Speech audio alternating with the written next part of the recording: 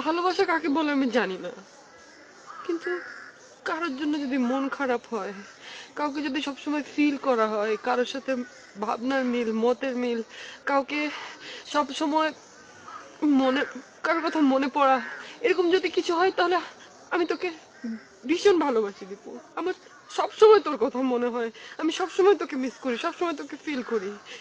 এটা কবে হয়েছে আমি জানি না, আর এটা যখন আমি বুঝতে পারলাম তখন আমি বুঝলাম তুই ছাড়া আমার চলবে না দীপু, আমি বাঁচবো না, আমি মরে যাবো দীপু, আমার ফিরে দিস না প্লিজ। মিতু,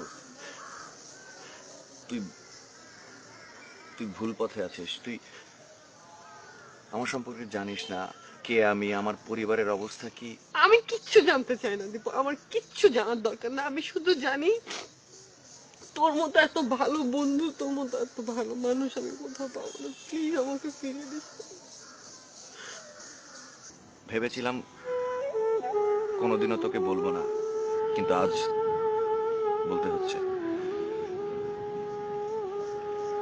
ভালোবাসা আমার কাছে বিলাসিতা ছাড়া আর কিছুই না। আমার বাবা কৃষক, এতটুকু জমিও নেই চাষ করার জন্য, অন্যের জমিতে চাষ করি। বয়স হয়ে গিয়েছে তো, তাও এখন পারে না। বাড়ির কেউই চায়নি আমি পড়াশোনা করি। একসময় মনে হয়েছিল সবকিছু ছেড়ে ছুড়ে দেই। কিভাবে যে পাশ করলাম নিজের কাছে বিস্ময় লাগে। বোনটার পড়ার খরচ আমাকে জোগাড় করতে হয়। পাগল হয়ে যাই বোনটার পড়ার খরচ জোগাবার জন্য। বাবারও বয়স হয়ে গেছে, কাজ করতে পারে না, তাই সেখানেও টাকা পাঠাতে হয়।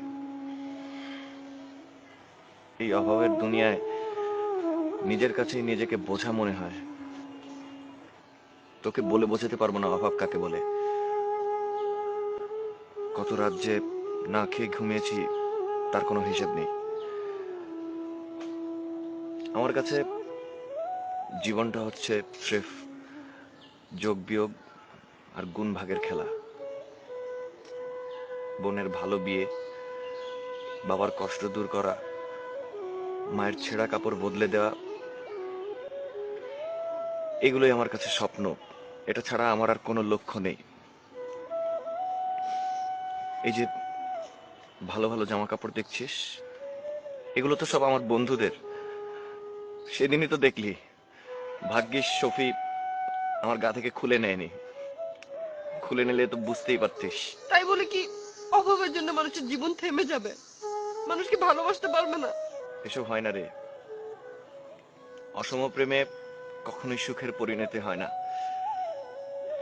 সিনেমায় দেখেছিস না, রাজার মেয়ের সাথে গরিবের ছেলের প্রেম, কিন্তু একটা সময় কিন্তু বোঝা যায় যে ওই ছেলেটিও কোনো না কোনো রাজার ছেলে। তার মানে কি জানিস? গল্প বিশ্বাস করতে চায় না অসম প্রেম, কারণ এগুলো তো আমরাই বানাই। আমি কিচ্ছু জানি না, আমি কিচ্ছু জানতেও চাই না, আমি শুধু জানি তোকে ছাড়া আমার চলে না, আমার তোকে ছাড়া চলবে না। পাগলামি করিস না। জানি কষ্ট হবে, কিন্তু দেখিস নিজের অজান্তেই অন্যের হয়ে গেছিস।